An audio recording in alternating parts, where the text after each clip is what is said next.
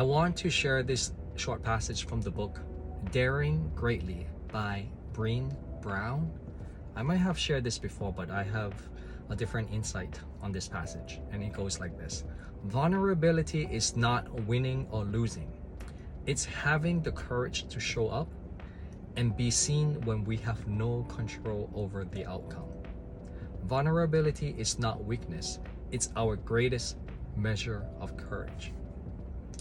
I think through meditation and mindfulness practice, as we become more self-aware, first through the external environment or by witnessing our breath, and slowly as we graduate, as we elevate our self-awareness strength, we're able to look inward, observe our inner state, and we become more acceptance of ourselves. Because as you peel the layers of onions, or as how I described before, wiping off the different layers of the dust that is obscuring our own mirror, we become more clear of what's going on. And sometimes we dig into and notice that our own, like what it says here, vulnerability,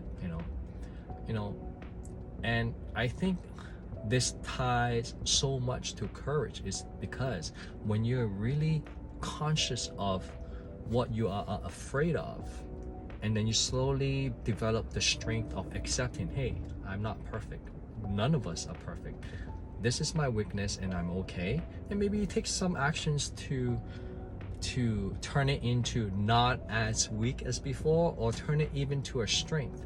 So there's a courage into that, and then not afraid of dealing with it. I think that's the point. So vulnerability is not weakness, it's our greatest measure of courage.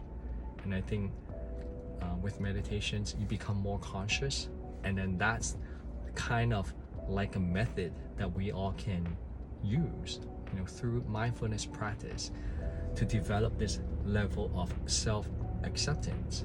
Once you have a self-acceptance, then you can really have an effective way to deal with your own vulnerability. And then you slowly understand that, hey, it's no big deal.